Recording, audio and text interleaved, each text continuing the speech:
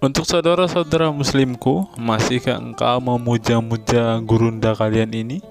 Masihkah engkau akan meninggi-ninggikan bahkan mengatakan Zuma adalah seorang yang cerdas? Simak video ini sampai selesai dan silahkan murtad. Shalom sahabat Kalimatullah dimanapun berada. Apa kabar sahabat Kalimatullah semua? Saya berharap sahabat semua ada dalam keadaan sehat dan selalu di dalam pertolongan Tuhan kita Yesus Kristus. Terus dukung perkembangan channel ini dengan cara like, komen, dan subscribe.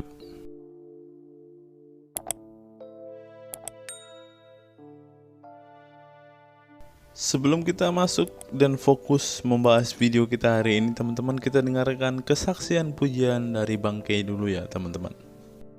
Ho dazal rodai sin start. Kasih itu lemah lembut, sabar sederhana. Oh alangkah indahnya, oh alangkah eloknya, bila saudara seiman hidup dalam. Oh, langsung banyak yang nyambung. Silakan, ada yang mau ditanyakan, mau ditanya atau mau bertanya? Enggak bang.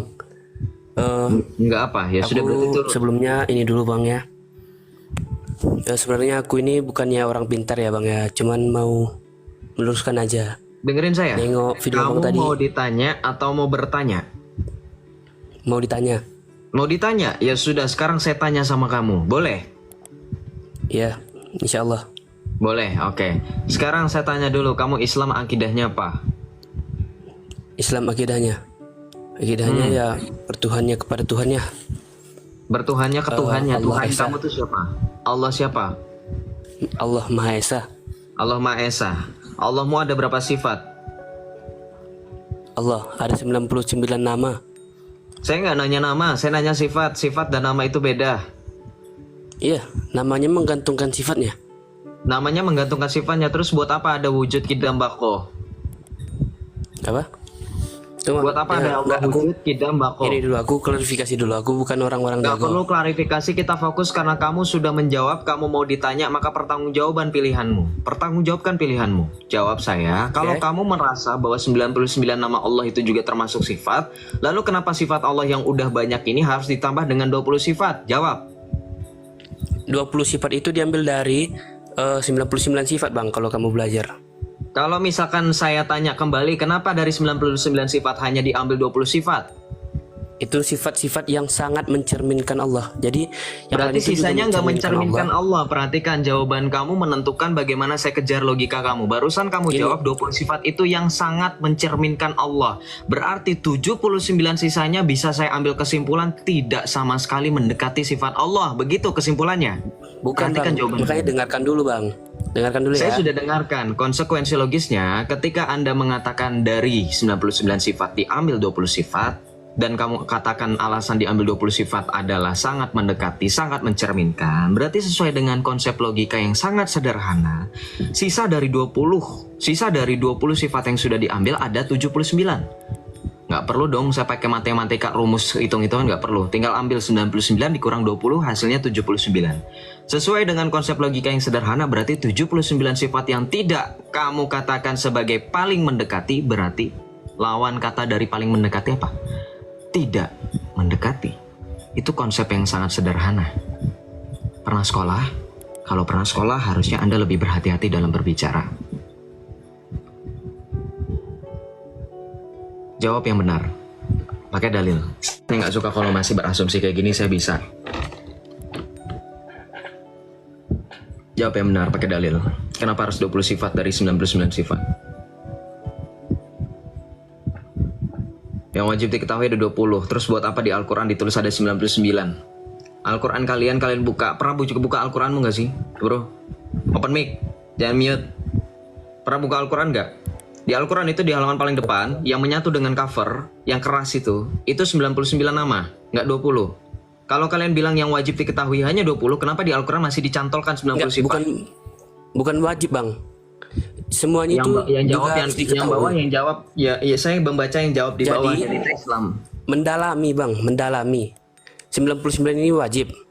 Didalami lagi bang, didalami jadi 20 Sekarang saya sifat. tanya, Kalau 20 sifat ini ada asalnya dari 99 sifat, pertanyaan saya, nama Allah mana dari 99 sifat yang adalah muhalafatul lil hawadis? Ada nggak nama Asmaul Husna itu Allah itu muhalafatul lil hawadis? Ini kamu udah ngaco banget nih. Bisa nggak sebutin 99 Asmaul Husna? Kamu hafal nggak? 90. Iya bang, kita ini kalau memilih Allah, Tolong Allah itu fokus dengan merujuk apa yang semua saya sifatnya. tanya. Saya tanya sama kamu, kamu hafal nggak dengan 99 nama lain dari Tuhanmu sendiri? 99. Hafal Iya. bang? Ya silakan. Ya hafal. Ya dari ya manallahu malazi la ilaha illa huwal hayyul qayyum. Allahu rahimu malikul quddus salam mukmin muhaimin aziz jakbar. Kenapa sih kita ngapal gitu bang? Kamu aja kurang. Ar-Rahim kurang. Nggak hafal bang, hafal. Ya terus kenapa kamu salah? Kok salah di mana? Ya nggak menyebutkan Ar-Rahim. Sesuai dengan urutannya harusnya Ar-Rahman, Ar-Rahim, Al-Malik, Al-Quddus, As-Salam.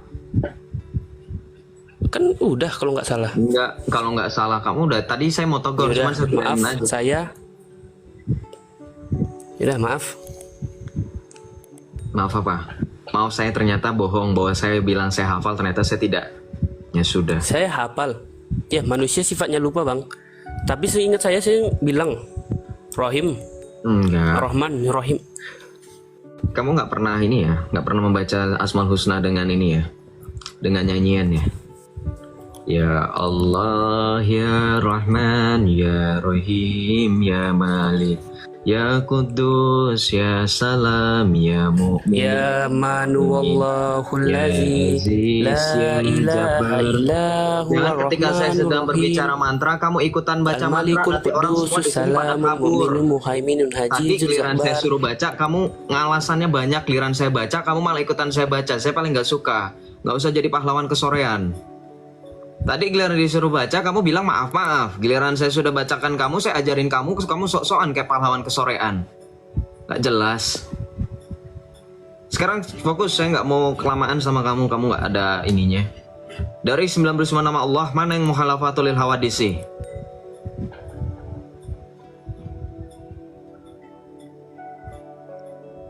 Mana bro? 99 nama Allah, kamu buka Al-Quranmu di paling depan atau paling belakang itu ada 99 nama Allah Asmaul Husna. Ada nggak muhalafatul lil hawadisi tertulis di situ? Nggak ada. Jangan bohong. Itu baru oleh Imam Hasan al-Asy'ari loh. 20 sifat itu. Kamu tahu nggak sih sebenarnya asal-usul 20 sifat Allah itu dari mana? Gini ya teman-teman ya, yang di bawah, yang kejang-kejang. Joseph kok nanya-nanya terus? Dia yang tadi teman-teman dengar sendiri, dia di awal yang bilang, saya mau ditanya, betul? Maka pertengkar. Nah, kabur lagi. Kutu-kupret. Bro, kamu masih muda, jalanmu masih panjang, ya. Jalanmu masih panjang, masih banyak hal yang harus kamu lalui dan harus kamu hadapi. Saran saya, daripada kamu bingung, mending kamu yang jelas-jelas saja sudah ya. Daripada kamu bingung seperti ini. Saya bisa asumsikan umurmu nggak jauh beda dari saya, masih muda, masih lain 2003, 2004 lah, paling 2005an, 2006an lah, paling beda setahun 2 tahun dari saya, setahun 2 tahun lebih muda ya, tapi kan tuh nggak jarak jauh gitu, nggak 10 tahun, nggak 20 tahun, nggak, ya. Jangan bilang saya cuman berani nanya. Tadi kan saya sudah memberikan option, mau ditanya atau mau bertanya. Dia jawabnya sangat tegas, sangat pede, mau ditanya. Betul nggak saudara? Jadi bukan salah saya ketika itulah pertanggungjawaban ketika Anda sedang berbicara. Apapun yang Anda katakan harus siap untuk dipertanggungjawabkan. Sorry. Joseph, aku mau nanya, bukan kayak kamu naik aja. Kalau kamu nggak naik, saya jadi nggak tahu kamu memperhatikan pada saat saya menjelaskan atau tidak. Kamu request aja bro, Valen. Nggak gigit kok saya, kan saya jarak jauh di sini. Saya bukannya oknum-oknum kalian yang bisa pengobatan jarak jauh, yang bisa disembur-sembur, puh gitu ya, pengobatan alternatif via TikTok. Oh, bilang enggak, saya nggak kayak gitu. Nggak bakal nyantet kalian dari jarak jauh. Memang itu trust issue dalam iman kalian, tapi di kekristenan, surprisingly, wompi nggak ada. Ya, jadi nggak usah panik. Ya, saya nggak seperti itu. Di kamu ada, iya. Kalau di saya nggak ada. Jangan karena saya berpakaian seperti ini, mungkin saya dianggap salah satu dari kalian. Nggak. Saya itu tidak meyakini adanya hal yang seperti itu. Karena di dalam ajaran gereja Katolik, segala bentuk tahyul, ya, yang seperti itu disangkal, ditolak. Ya.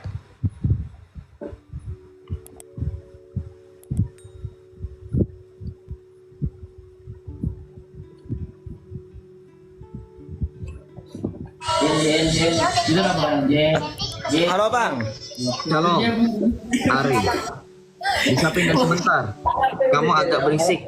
Mungkin boleh keluar dari rumah ibadahmu sebentar. Apakah kamu lagi di masjid sekarang? Bisa pindah sebentar, bisa keluar sebentar dari masjid karena agak berisik. Nah, benar kan kamu lagi di masjid nggak? Benar nggak? Bukan, lagi di majelis taklim. Lagi di mana bro? Nggak kedengeran suaramu. Benar kan? Benar di masjid itu kan? Gue selalu nebak dan tebakan gue selalu bener guys. Ya silakan apa yang mau ditanyakan silakan. Silakan bro, dibuka mute-nya. Abang agama apa bang? Kristen Katolik. Oh, Kristen Katolik ya. Kalau Kristen Katolik itu kan, kalau Yesus itu Tuhan apa Nabi bang? Yesus itu adalah Tuhan. Dia dinyatakan dalam jabatan Mesiasnya itu sebagai Nabi, Imam, dan Raja. Nabi itu bukan dalam perspektif Islam. Nabi itu artinya penyambung lidah Allah dan penyampai kebenaran. Yesus adalah Nabi yang menyampaikan kebenaran, dia sekaligus sebagai kebenaran itu. Musa pun sama. Kalau kamu mau menyamakan Yesus dengan Musa, silahkan. Tipologi Musa adalah Yesus, tetapi Musa yang menyampaikan kebenaran itu, dialah bukan kebenaran itu sendiri. Paham nggak? Ketika Musa menyampaikan kebenaran tentang 10 firman Allah, ya, jangan ada padamu Allah lain daripada aku dan seterusnya, 10 perintah Allah dalam 2 lembu batu. Musa tidak menyatakan akulah kebenaran itu, bukan. Hanya Yesus Kristus satu-satunya orang yang berani mengatakan akulah jalan dan kebenaran dan hidup, karena kuat torik al-haq al-hayah. Dan setahu saya 2 gelar yang dipakai disebutkan oleh Tuhan Yesus itu ada dalam salah satu asma Tuhanmu, al-haq al-hayah, dan itu yang dikatakan oleh Tuhan Yesus dalam Yohanes 14 ayat 6. Oh gini bang, saya mau tanya gini bang. Kan kalau di ajaran Islam gini, ada di dalam surah Al-Quran itu Al-Ikhlas namanya, Qul huwallahu ahad. Katakanlah bahwa Allah itu satu kan gitu ya.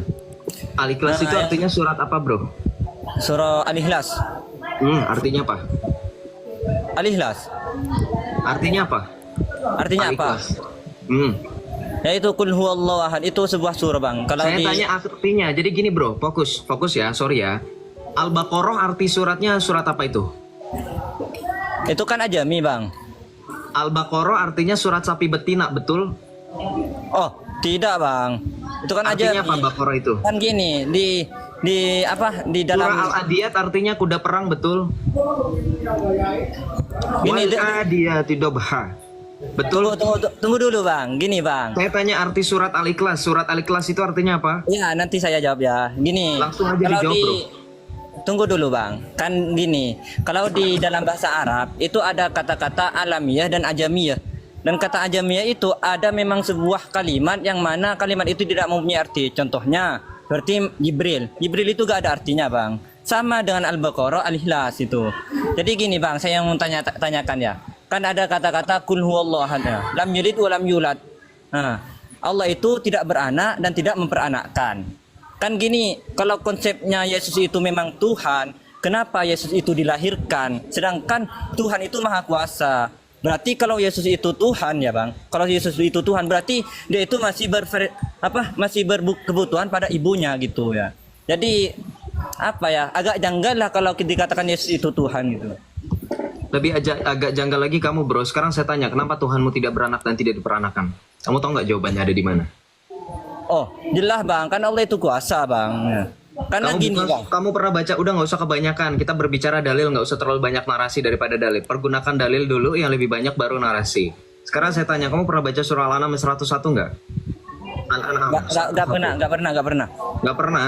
Ya. Badi'us samawati wal ard anna yakunu lahu waladu wa lam taqul lahu sahibah wa khalaqa kulla syai'in wa huwa bikulli syai'in alim. Tahu nggak artinya apa? Dia badi'us samawati, dia dalam kurung Allah pencipta langit dan bumi. Bagaimana mungkin dia mempunyai anak padahal dia tidak mempunyai istri? Ya. Jadi Allahmu tidak beranak karena dia tidak punya apa? Sesuai dengan surah An-An'am 101, tidak punya istri. Tunggu dulu, Sekarang Bang. pertanyaan saya, jika Ya. Allah menjawab tuduhan, jadi kan begini bro, saya kasih tahu aja supaya kamu pasti Ya. akan nanya, itu konteksnya Ya. apa bang?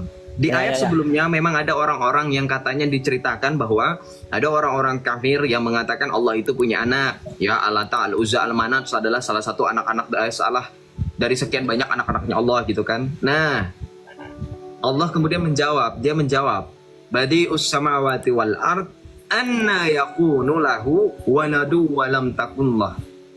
Pertanyaan saya bro, ketika Allah menjawab seperti itu, bagaimana mungkin Allah mempunyai anak padahal dia tidak mempunyai istri? Brother, pernah belajar ilmu pengetahuan alam nggak? Pernah. Pernah. Brother tahu nggak ada beragam bermacam-macam flora, tumbuhan maupun hewan yang bisa beranak, bisa berkembang biak tanpa ada pasangan, tanpa ada pejantan, tanpa ada betina. Contoh, saya ambil contoh yang paling simpel. Salah satu hewan yang paling dianggap remeh, yang sering dianggap remeh itu amuba. Amuba bisa membelah dirinya dan kemudian berkembang biak, mempunyai keturunan. Pertanyaan saya, ketika Allah yang adalah Maha Kuasa, kenapa menjawab pertanyaan atau tuduhan yang katanya tuduhan orang kafir yang mengatakan Allah harusnya punya anak, kenapa hanya mengatakan sesuatu hal yang itu bahkan berkontradiksi? Allah yang Maha Kuasa harusnya bisa membuktikan dirinya lebih berkuasa daripada makhluk. Simpelnya, makhluk ciptaannya saja bisa beranak pinak, berkembang biak tanpa ada penjantan. Kenapa dia tidak bisa dengan menjawab bagaimana mungkin Allah mempunyai anak sedangkan dia tidak mempunyai istri? Karena gini bang, ya karena gini, seandainya Allah itu mempunyai anak, maka Allah itu niscaya sama dengan makhluk, dan makhluk itu tidak berkuasa bang. Gini bang, contohnya ya, Jawaban kamu agak blunder. Saya potong simpel aja. Jawaban kamu agak blunder. Ya, kalau Allah punya anak, dia akan sama seperti makhluk. Sekarang pertanyaan saya, kamu perhatikan dan menyimak gak ketika saya memberikan dalil dalam surah Al-An'am ayat 101. Allah menjawab, kenapa dia tidak punya anak? Karena dia tidak mempunyai istri. Pertanyaan saya, kamu paham nggak dengan konsep saya tadi? Paham bang. Makhluk yang rendah saja bisa punya anak tanpa punya pasangan. Kenapa Allahmu yang Maha Kuasa harus punya pasangan dulu, baru punya anak?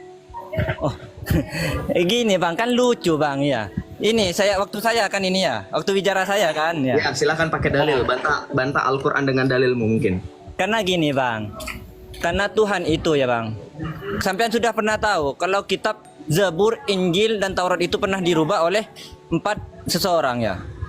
Jangan malah menambah PR kamu untuk membuktikan apapun yang kamu narasikan. Fokus aja menjawab surah Al-An'am 101. Oke. Karena gini bang, nanti kamu pasti nggak berani jawab. Itu, iya, memang ya Tuhan itu tidak beristri kan. Seandainya Tuhan itu beristri, simpelnya, seandainya Tuhan itu beristri, berarti Tuhan itu sama dengan kita. Sedangkan kita bang ya, cuman makhluk terhina di dunia itu. Jadi Tuhanmu itu laki-laki sehingga kamu bisa simpulkan dia tidak punya istri.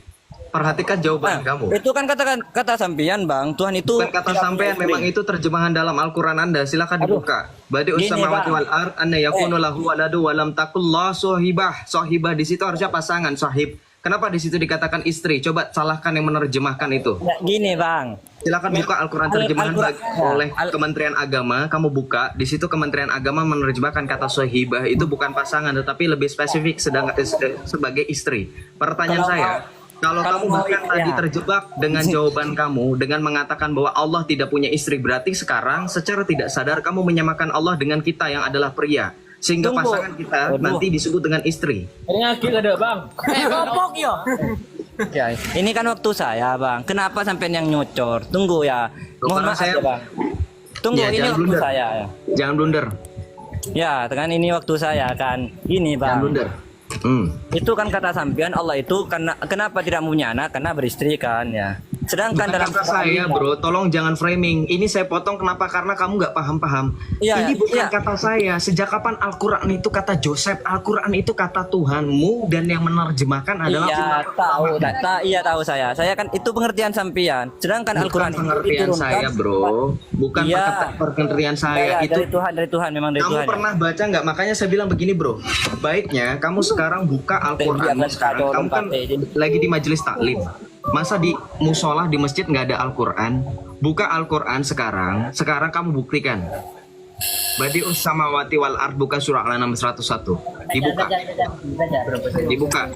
Kamu punya banyak teman di situ, manfaatkan temanmu untuk membantu kamu. Bukakan surah Al-An'am 101. Ya gini bang, tunggu bang. Saya mau bicara sebentar saja bang. Cepat saya beri bentar.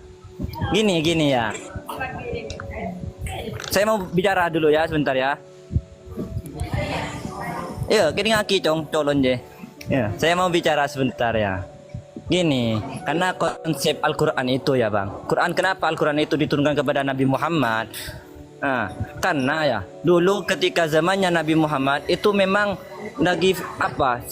Kalau diibaratkan sekarang itu lagi viralnya TikTok, lagi viralnya sebuah syair ya. Makanya Al-Quran itu kita tidak boleh menerjemahkan Al-Quran sesuai apa ya?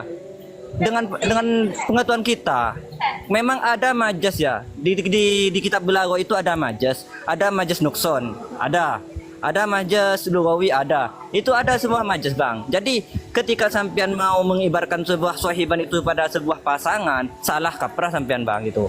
Coba lagi lihat di terjemahan Al-Qur'an atau dari tafsir, ada tafsir Jalalain, ada. Ayo dilihat dulu. Jadi sampean itu jangan asal mengartikan sebuah Al-Qur'an itu dengan pengertian sampean itu.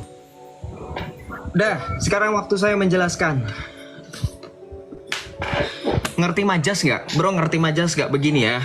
Gini, konsep dalam diskusi adalah ketika lawan berbicara Anda mengeluarkan suatu argumen substansi, harusnya Anda bantah dengan argumen yang Anda punya. Sekarang, saya di posisi sedang mempertanyakan suatu ayat yang membantah ayat dalam surah Al-Ikhlas. Qul huwallahu ahad, Allahus samad, lam yalid wa lam yulad wa lam yakul lahu kufuwan ahad. Is that right? Di dalam salah satu ayat tersebut diterjemahkan sebagai bagaimana Allah tidak beranak dan tidak beranak. Lam yalid wa lam yulad. Ya kan ayatnya kan. Saya bantah dengan surah Al-An'am 101. Badi'us samawati wal ard. Ya, bagi dia pencipta langit dan bumi. Dia Allah pencipta langit dan bumi. Bagaimana mungkin dia mempunyai anak kalau dia tidak mempunyai istri? Jawab di situ, bro. Itu konteksnya di situ. Kalau kamu cerdas, kalau kamu memahami bagaimana di situ dikatakan sohibah, pasangan, bro. Even itu tidak diterjemahkan sebagai istri. Oke lah, kita sepakat dengan biar nggak lama deh. Saya juga pusing ngasih pemahaman ke dia. Hanya sohibah, pasangan, sohib, pasangan. Oke, saya sepakat di situ. Pertanyaan saya, ketika Allahmu menghadapi katanya kan di situ di ayat sebelumnya, orang-orang kafir menuduh Allah itu harusnya punya anak. Ya, baca makanya surah Al-An'am. Saya suruh baca dari tadi supaya kamu tuh bisa paham gitu loh. Di situ Allah malah menjawab, bagaimana mungkin saya punya anak sedangkan saya tidak mempunyai pasangan. Sekarang saya tanya sama teman-teman jujur. Saya tanya sama teman-teman jujur ya. 1.500 orang pasang mata jujur. Adakah makhluk hidup ciptaan Tuhan yang bisa berkembang biak tanpa ada pasangan? Jawab saudara jujur di komentar. Silakan berpartisipasi. Kita nggak pakai terminologi suami maupun istri. Kita tidak pakai terminologi menunjukkan kelamin. Ada. Belajar flora dan fauna itu ada. Ya. Cacing, amuba, spora, jamur-jamur, tumbuh-tumbuhan itu bisa mereka berkembang biak tanpa adanya pasangan. Sekarang saya balikkan lagi dengan konsep dalam firman Tuhanmu. Kenapa Tuhanmu yang Maha Kuasa itu lebih rendah daripada makhluknya sehingga dia ketika menjawab tuduhan orang-orang kafir pada saat itu Allah itu harusnya punya anak, dia mengatakan bahwa bagaimana mungkin Allah tidak punya anak. Berarti kuasa Tuhanmu, kalau boleh saya simpelkan aja, kuasa Tuhanmu itu sangat terbatas. Dan jawabannya sangat blunder. Padahal kita tahu makhluk, kalau memang Tuhanmu itu menciptakan segala sesuatu.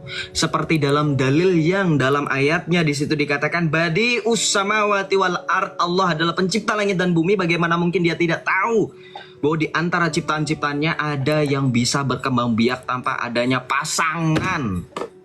Paham nggak kira-kira? Simpelnya seperti itu.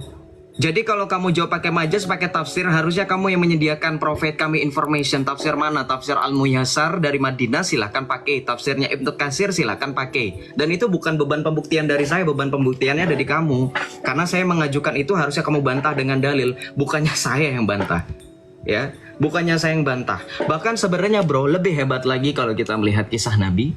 Bukankah dalam imanmu Nabi Isa itu lahir tanpa bapak? Maryam itu lahir, Siti Maryam tanpa bapak, betul? Tanpa ada pasangan, betul? Berarti lebih berkuasa Siti Maryam.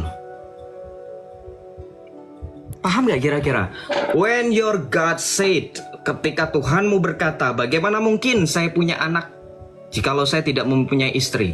Tetapi di satu sisi dia membuktikan mukjizatnya, dia punya nabi katanya, Nabi Isa alaihi salam sebelum Nabi Muhammad. Dia punya ibu Siti Maryam, dia bisa mengandung dan lahir Nabi Isa tanpa ada pasangan. Katanya perawan suci atau ya.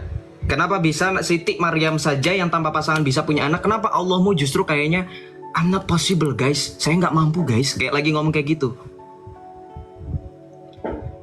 Kamu itu ngapain, kamu ngerokok ya? Saya kena ini nih, saya kena notifikasi remove kamu. Bukannya saya takut nih, kalau nggak percaya saudara, nih, tuh,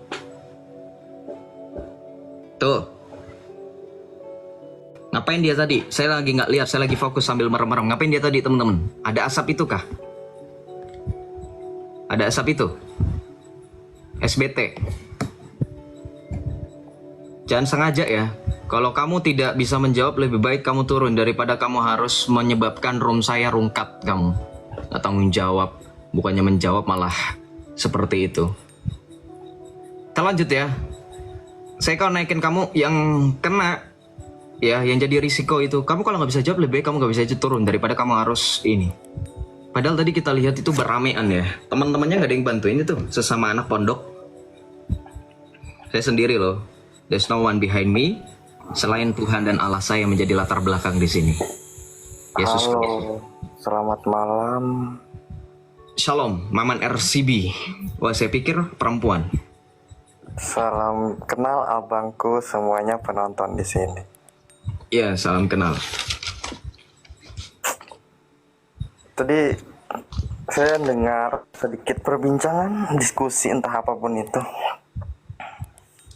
Kalau Anda dengar Lalu, harusnya tidak dengan narasi entah apapun itu. Kalau Anda dengar pasti Anda tahu diskusinya tentang apa. Kayaknya agak blunder ketika Anda menyatakan sesuatu. Tapi nggak apa-apa, silakan dilanjutkan, fokus saja. Anda mau bertanya atau mau ditanya?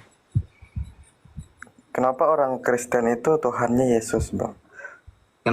Kenapa tuh orang Kristen Tuhannya Yesus? Karena memang sedari mula Allah itu berkenan untuk menyatakan dirinya. Firman Allah menjadi manusia itu Yesus Kristus. Dan bukan hanya Tuhan orang Kristen. Tuhanmu semua, Tuhan kita semua. Oh gitu. Yes. Berarti yang agamanya Islam atau Yahudi itu Yesus gitu, Tuhannya sebenarnya. It's supposed to be yes. Unfortunately, you have to accept this reality. But you guys didn't want to. Because you have been distorted by a man. Oleh seorang yang mengaku sebagai prophet. Dan kemudian mendistorsikan apa yang sudah menjadi kebenaran sedari mula bahwa firman Allah telah menjadi manusia. But ternyata pengikut-pengikutnya justru mengikuti pemahaman orang Kristen. Contoh, saya kasih contoh ya. Ibnu Rus, Ibnu Arabi, Ibnu Sina, filsuf-filsuf Islam. Salah satunya dari mereka yang saya sebutkan namanya tadi, ada yang mengeluarkan suatu konsep yang disebut dengan wahdatul wujud, yang artinya Allah ada di dalam diri setiap manusia, sesuai dengan surah Qaf ayat 16. Padahal di dalam kekristenan kita tahu bahwa Kolose 1 ayat 19 dikatakan sebab kepenuhan Allah berkenan diam di dalam dia. Hanya satu pribadi, persona yang menyatakan Allah, yaitu Yesus Kristus. Bukan setiap manusia, tapi imanmu dengan ceroboh mengatakan di setiap diri manusia adalah Allah itu sendiri. Dan itu yang disebut dengan filsafat kosong. Itulah Ibnu Arabi, ya, Ibnu Rus dan seterusnya. Seperti itu, nanti saya tunjukkan.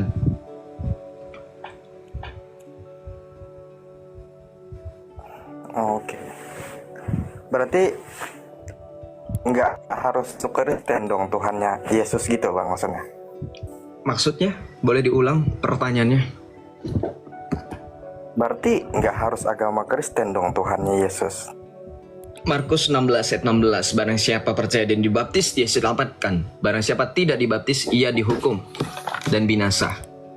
Dibaptis itulah yang artinya kita resmi menjadi pengikut Kristus.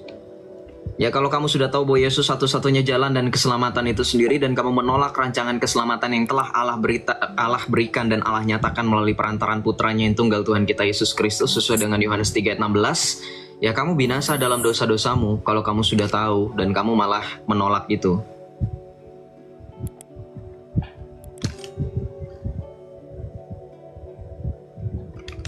kenapa? Kamu lagi di telepon atau gimana? Keluar. Kan turun kan. Agak sopan ya teman-teman Islam, setahu saya di dalam iman kalian itu ada suatu kutipan, ada bufakul ilmi, adab lebih tinggi daripada ilmu. Jikalau kalian tidak punya ilmu, paling tidak punya adab, tunjukkan adab. Saya saja duduk menanggapi kalian, saya bisa saja tiduran.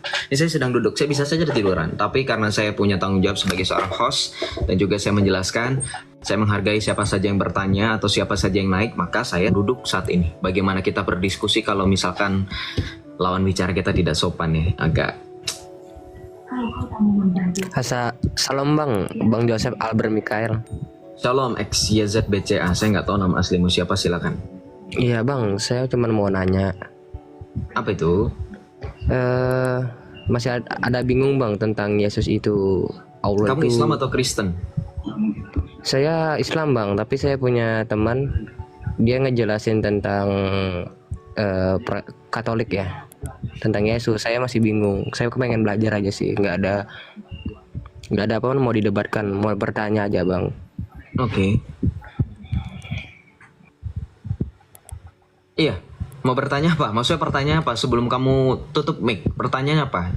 Oh iya bang, kan Yesus itu kalau bagi orang Katolik itu Tuhan. Nah saya mau bertanya, itu dapat dari mana ya bang? Kamu bisa Kalau on cam Yesus nggak? itu? Bisa on cam nggak? Lagi nggak bisa bang, kena pelanggaran. Oh, kena pelanggaran. Padahal harusnya bisa. Yesus dapat dari mana katanya? Seolah-olah kita itu tadinya nggak seperti itu, terus kita ada-adakan, nggak ada. Ya, Yesus Kristus sudah dari kekekalan sampai kekekalan, dia adalah firman Allah sejatinya, sesuai dengan Yohanes 8 ayat 58. Sebelum Abraham ada, aku sudah ada, sesuai dengan Yohanes 17 ayat 5. Ya Bapa, permuliakanlah aku di dalam hadirat-Mu dengan kemuliaan yang kumiliki sebelum segala sesuatu ada. Itu untuk menegaskan bahwa eksistensi Yesus sebagai firman Allah sebelum segala sesuatu dijadikan. Maka dalam Yohanes 1 ayat 1, sesuai dengan perkataan dalam Injil Yohanes, fil bad'i kanal kalimatu wa kanal kalimatu indallah wa kanal kalimatullah en arche en hologos ke en hologos en prostonteon kai theos en hologos. In the beginning it was the word and the word was with God and the word was God. Ya, Yohanes 1 ayat 3. Dan segala sesuatu dijadikan melalui dia, dan tanpa dia segala sesuatu yang dijadikan itu tidak akan jadi dari yang telah dijadikan. Untuk mempertegas eksistensi dan esensi dari Tuhan kita Yesus Kristus adalah sejak kekekalan dia sudah ada, dan segala sesuatu ada karena dia. Sebab Yesus adalah firman Allah. Begitu. Jadi memang sudah dari sananya. Bang, berarti Nabi Isa sama Yesus itu berbeda ya bang ya? Sangat totally different. Sudah pakai sangat, pakai totally lagi. Sangat berbeda. Saya jelasin cepat karena memang saya ingin supaya teman-teman itu nggak berpikirnya itu agak progresnya lemot. Karena saya tahu teman-teman biasanya nonton di roomnya Zuma ya. Gitu. Mungkin di room saya agak beda di tatarnya. Seperti itu. Yesus dengan Nabi Isa dalam Al-Quran itu beda. Ya saya nonton Bang RK juga sih bang, tapi yang dinaikin sama Bang Joseph. Udah bang, itu aja, terima kasih ya bang. Sama-sama bro, kalau ada yang mau ditanyakan lagi, do not hesitate ya, jangan ragu-ragu, jangan sungkan untuk naik lagi ya bro ya.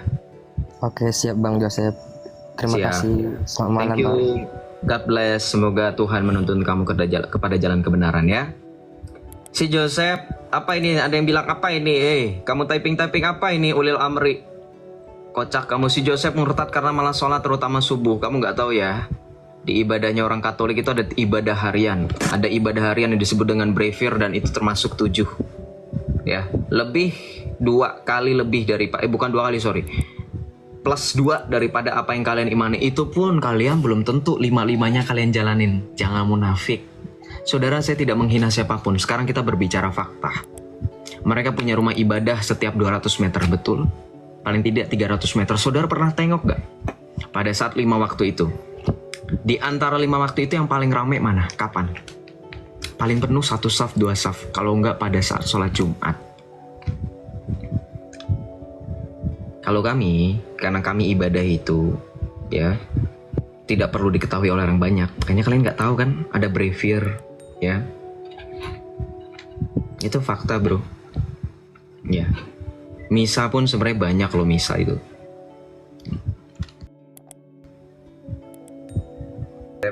Dari Kristen atau dari Islam? Kebetulan Kristen. Kebetulan Kristen. Oke, silakan. Iya. Pengen nanya dong, jadi gue adalah salah satu orang Kristen yang apa ya, yang cukup percaya dengan scholar lah ya, maksudnya dengan para akademik mengenai kekristenan atau Bible juga lah.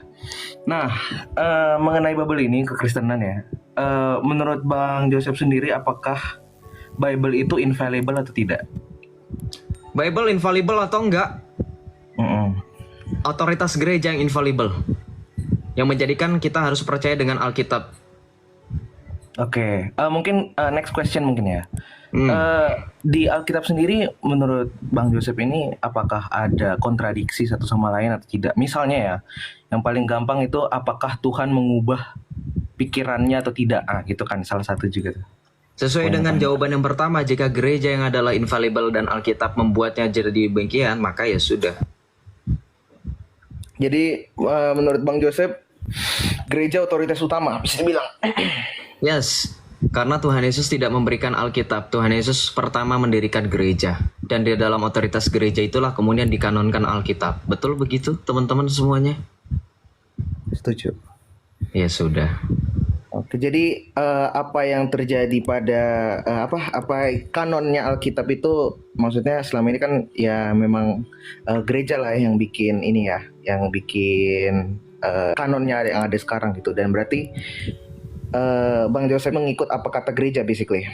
Bukan hanya apa kata gereja, tetapi apa kata yang dikepalai oleh gereja itu. Oke, boleh. Mengepalai gereja, yaitu Tuhan Yesus dan penerusnya yang di atas Rasul Petrus itu. Jadi enggak tuh, gereja yang dimaksud sama Bang Joseph ini adalah Catholic Church kah atau gimana? Yeah, according to Matthew chapter 16 verse 18. Tu es Petrus, dan engkau adalah Petrus, di atas batu karang ini aku akan mendirikan gerejaku dan alam maut tidak akan menguasainya. Whatever you bind on the earth, apapun yang kepadamu kuberikan kunci kerajaan sorga.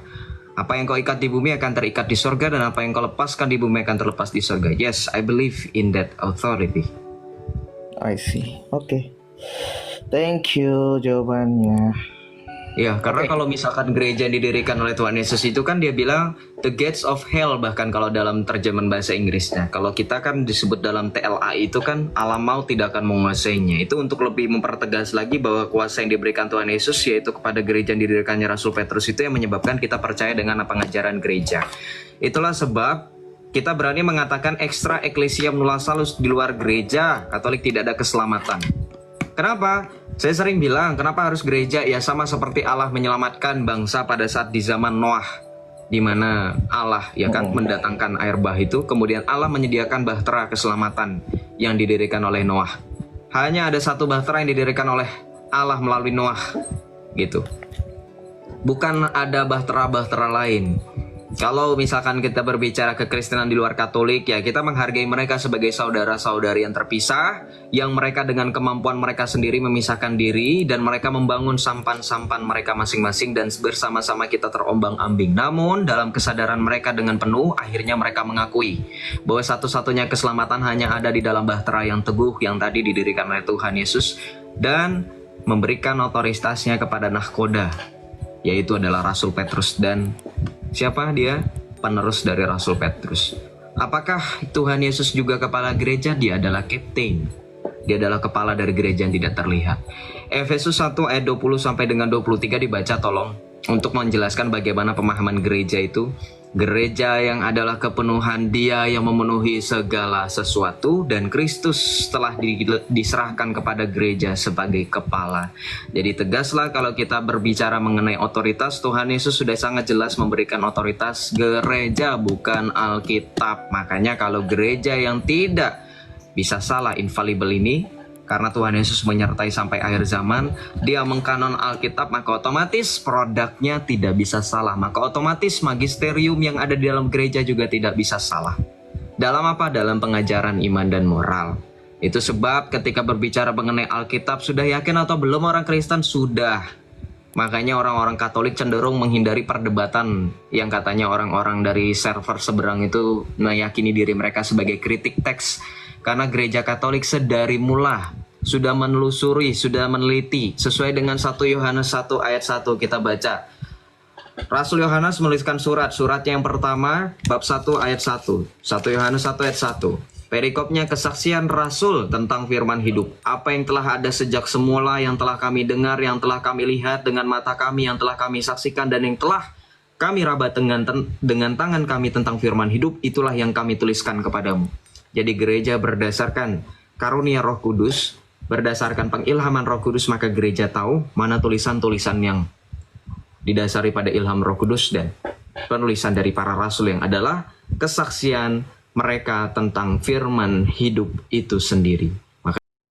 Mari kita simak apa yang diungkapkan oleh profesor dan cendekiawan muslim yang satu ini. Kita kutip dalil liputan 6, teman-teman. Quraisy Shihab mengatakan, tolong jangan pilih ustadz yang suka memaki. Kiai Haji Quraisy Shihab ibaratkan begini. Nah, teman-teman, ternyata ada juga ustadz-ustadz yang suka memaki-maki, teman-teman.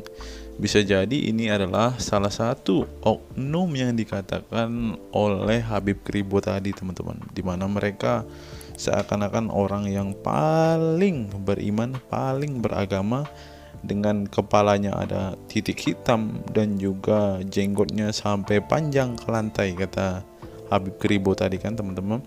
Di era modern ini, ketika ceramah agama mudah diakses melalui berbagai media, umat Islam dihadapkan pada pilihan beragama, ustadz atau penceramah yang dapat mereka ikuti. Namun tidak semua pendakwah menggunakan cara yang sejuk dan penuh hikmah dalam menyampaikan pesan agama. Menanggapi fenomena ini, wah ini ternyata sebuah fenomena nih, teman-teman, berarti sudah sering terjadi nih, teman-teman. Profesor Kiai Haji Quraisy Shihab, seorang cendekiawan muslim, terkemuka menekankan pentingnya memilih ustadz yang tidak memaki-maki dalam dakwahnya. Quraisy Shihab mengingatkan bahwa dakwah adalah ajakan kepada kebaikan yang harus disampaikan dengan cara yang baik pula. Ia menekankan pentingnya mencontoh akhlak Nabi Muhammad SAW yang selalu lemah lembut dalam menyampaikan ajaran Islam. Mengutip sabda Nabi Muhammad, barang siapa yang beriman kepada Allah dan hari akhir, hendaklah ia berkata baik atau diam. Ayahanda presenter Naswa Shihab menegaskan bahwa ini adalah pedoman penting bagi para pendakwah. Kata-kata yang baik dan penuh hikmah lebih efektif dalam menyentuh hati dan menggerakkan orang untuk berubah ke arah yang lebih baik. Dalam dakwah, seringkali ditemukan penceramah yang menggunakan kata-kata yang keras dengan alasan untuk menegur atau mengingatkan umat. Namun, Profesor Quraisy Shihab mengingatkan bahwa cara ini justru bisa menimbulkan antipati dan menjauhkan orang dari ajaran agama Islam yang seharusnya penuh kasih sayang dan rahmat. Menukil Islam.co, Quraisy Shihab menjelaskan hal yang menarik ketika ditanya seseorang terkait kriteria ustadz yang tepat untuk dijadikan panutan atau sebagai penceramah. Mantan rektor lain, sekarang UIN, Syarif Hidayatullah Jakarta, ini menjelaskan dengan penuh kasih ibarat seorang bapak menasihati anaknya. Pilihlah ustadz yang menganut paham moderat. Anda tidak akan mendengar makian, tutur mantan Menteri Agama ke-16 masa Presiden Soeharto ini. Quraisy Shihab menjelaskan bahwa ustadz yang wasatiyah akan terbuka untuk dikritik dan tidak fanatik dengan satu pandangan dan menilai pandangan yang orang lain salah.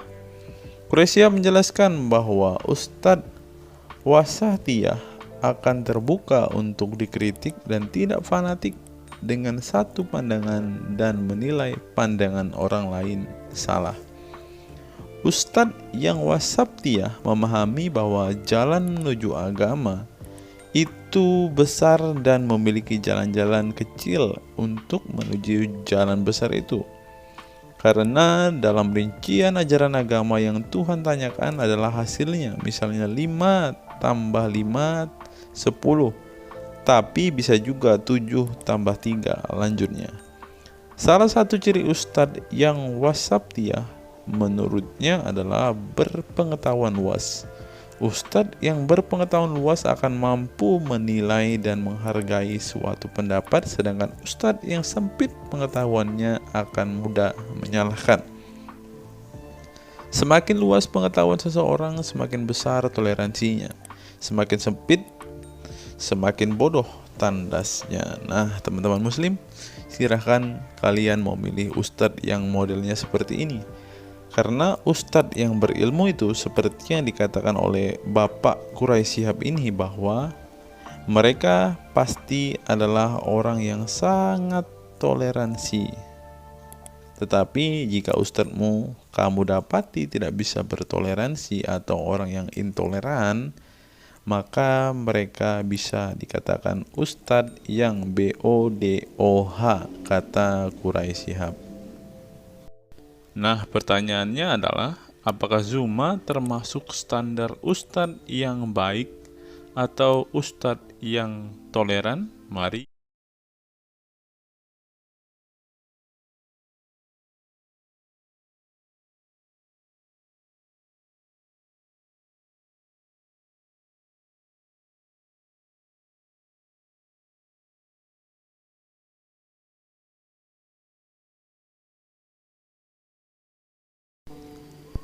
Google, mengapa Rasulullah disebut sebagai nabi penutup? Apa alasannya? Alasannya mengapa Nabi SAW disebut Rasul terakhir adalah karena Allah SWT telah menunjukkan langsung sebagai penutup para nabi dan rasul. Hal ini tercantum dalam Al-Quran yang merupakan firman Allah. Di sini dituliskan, mengapa Muhammad atau Nabi SAW disebut Nabi terakhir? Mari kita baca ya. Katamul Anbiya merupakan salah satu julukan Nabi Muhammad yang berarti penutup para nabi, sesuai dengan firman Allah SAW dalam surat Al-Ashab ayat 40 yang berbunyi, artinya Muhammad itu sekali-sekali bukanlah bapak dari seorang laki-laki di antara kamu, tetapi dia adalah Rasul Allah dan penutup nabi-nabi, dan adalah Allah Maha mengetahui segala sesuatu. Nabi Muhammad SAW merupakan nabi terakhir yang Allah utus untuk menyempurnakan agama-agama sebelumnya. Al-Quran merupakan kitab Allah yang menyempurnakan kitab-kitab sebelumnya, sehingga tidak perlu ada kitab lain karena Al-Quran merupakan kitab Allah yang menyempurnakan kitab-kitab sebelumnya, sehingga tidak perlu ada kitab lain karena Al-Quran sebagai kitab terakhir. Maka dapat diartikan bahwa tidak ada lagi nabi setelah Nabi Muhammad SAW. Nabi Muhammad SAW sebagai nabi terakhir juga didukung dengan dalil lainnya, yaitu surat Al-Sab 61 ayat 6. Dan ingatlah ketika Isa bin Maryam berkata, "Hai Bani Israel, sesungguhnya aku adalah utusan Allah kepadamu, membenarkan kitab sebelumku, yaitu Taurat, yang memberikan kabar gembira dengan datangnya seorang Rasul yang akan datang sesudahku, yang namanya Ahmad dalam tanda kurung Muhammad." Menurut Syekh Al-Zairi dalam kitab Al-Jawahir dan Al-Qalamiyah, alasan kenapa Nabi Muhammad SAW dijadikan nabi terakhir adalah hikmah terputusnya para nabi itu untuk menyeru umat manusia agar beribadah kepada Allah, menunjukkan mereka ke jalan yang lurus dalam urusan kehidupan duniawi dan ukrawi, memberitahu kepada mereka tentang hal-hal yang tidak dapat dicapai oleh penglihatan mereka, dan memberitahu keadaan yang pemikiran mereka belum sampai, dan menetapkan dalil yang meyakinkan serta menghilangkan syubhat keserupaan yang tidak benar. Adapun hubungan dakwah Nabi Muhammad SAW dengan nabi-nabi terdahulu ialah terbangun atas dasar sebagai penguat dan penyempurna dakwah nabi-nabi sebelumnya. Oleh karena itu, semua para nabi selalu dibangun atas dasar dua pondasi utama, yaitu akidah, syariat, dan akhlak. Dari segi kaidah, dari segi akidah, semua ajaran yang dibawa oleh para nabi, mulai dari Nabi Adam alaihissalam sampai Muhammad sallallahu alaihi wasallam, adalah sama. Tidak ada beda antara nabi satu dengan nabi yang lainnya. Semuanya mengajarkan keimanan terhadap keesaan Allah SWT, yaitu dengan membersihkan dari segala sifat yang tidak layak baginya, dan mengimani adanya hari kiamat serta adanya surga dan neraka. Maka dari itu, semua para nabi menyerukan kepada kaumnya masing-masing antara dasar iman kepada Allah, dan semua para nabi setelahnya saling membenarkan ajaran yang telah dibawa oleh para nabi sebelumnya. Adapun dari segi syariat yang mengatur tatanan kehidupan masyarakat dan individu terhadap perbedaan dalam metode dan kuantitasnya antara satu nabi dengan yang lain. Hal itu disebabkan karena syariat tersebut dalam ranah pelaksanaan, bukan sebuah pengabaran seperti akidah. Perkembangan zaman dan perbedaan bangsa yang satu dengan bangsa yang lainnya turut mempengaruhi syariat mereka satu sama lain. Diutusnya satu nabi itu adalah khusus untuk umatnya pada waktu itu, bukan umum untuk semua manusia. Sebuah hukum syariat terbatas dalam ruang lingkup yang sempit sesuai dengan umatnya pada waktu itu secara khusus. Nah, dari bagian pertama ini kita mengetahui teman-teman mengapa Rasulullah ini dikatakan sebagai nabi penutup, karena Rasulullah juga mengajarkan kepada keesaan Allah, teman-teman. Nah, seperti yang terus di sini. Semuanya mengajarkan keimanan terhadap keesaan Allah SWT, yaitu dengan membersihkan dari sifat segala yang tidak layak baginya dan mengimani adanya hari kiamat dan adanya surga dan neraka. Salah satu alasan mengapa Rasulullah disebut sebagai nabi penutup adalah ini, teman-teman. Mari kita lihat fakta berikutnya. Menurut kumparan, teman-teman, alasan mengapa Rasulullah SAW disebut nabi terakhir, teman-teman. Mari kita simak ya.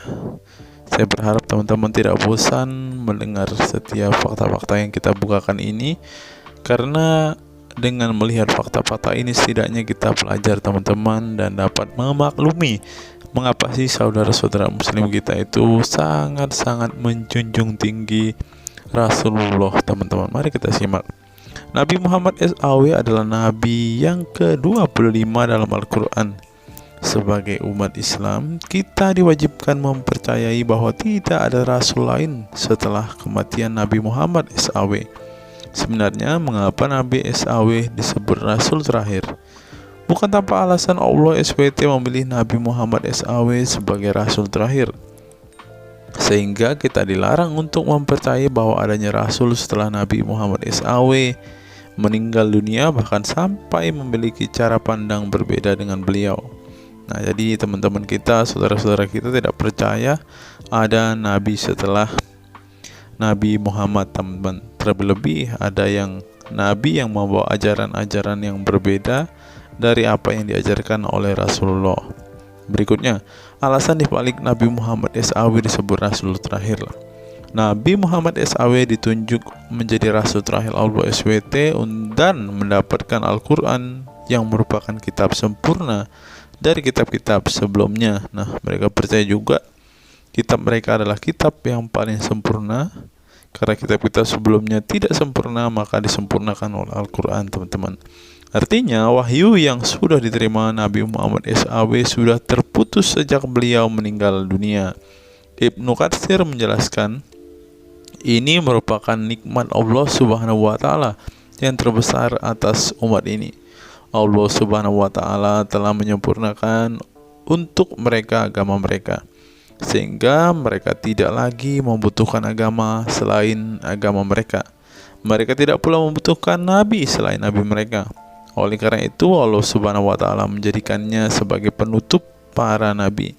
Allah Subhanahu wa taala mengutus beliau kepada manusia dan kepada jin. Nah, jadi teman-teman, Rasulullah juga bukan hanya dikirim kepada umat muslim, kepada manusia-manusia yang percaya dan memutuskan untuk memeluk agama Islam saat ini, ternyata juga kepada para jin, teman-teman.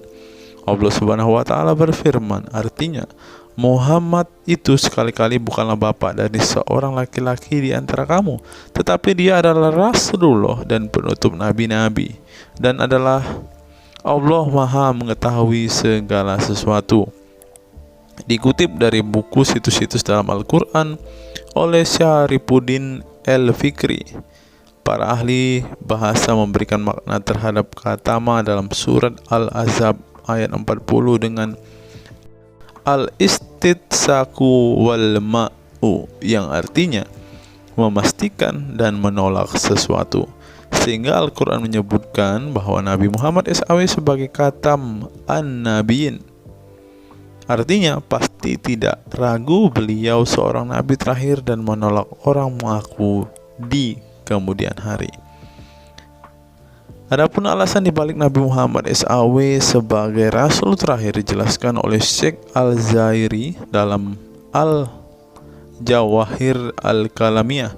Sebenarnya Nabi kita Muhammad dikatakan sebagai penutup para nabi itu hanya karena sesungguhnya hikmat terputusnya para nabi itu menyeru umat manusia agar beribadah kepada Allah, menunjukkan mereka ke jalan yang lurus dalam urusan kehidupan duniawi dan ukhrawi, memberitahu kepada mereka tentang hal-hal yang tidak dapat dicapai oleh penglihatan mereka, dan memberitahu keadaan yang pemikiran mereka belum sampai, dan menetapkan dalil yang meyakinkan serta menghilangkan syubhat-syubhat keserupaan-keserupaan yang tidak benar. Karena itu umat manusia tidak memerlukan lagi kepada nabi sesudah Nabi Muhammad, sebab syariatnya telah mencapai batas kesempurnaan. Dan dari alasan inilah tampak jelas tentang rahasia terusnya beliau untuk seluruh umat manusia, dan keberadaan beliau sebagai manusia yang paling utama dalam segi fisik serta halaknya. Demikianlah penjelasan singkat mengenai Nabi Muhammad SAW sebagai Rasul terakhir. Semoga dengan mengetahuinya dapat menambah meneladani beliau sebagai sosok yang sempurna. Yang perlu diingat, jangan menghujat ya teman-teman. Mengutip sindonews.com, inilah ke-10 keistimewaan Rasulullah. Yang pertama, air liur Rasulullah menjadi obat. Dari Sahl bin Sa'ad berkata, saat Rasulullah dan para sahabat akan berperang di Khaibar, Rasulullah bersabda bahwa ia akan memberikan bendera kepada seorang pria yang cinta dan dicintai oleh Allah dan Rasulnya, dan Allah akan memberikan kemenangan. Rasulullah mencari Sayyidina Ali,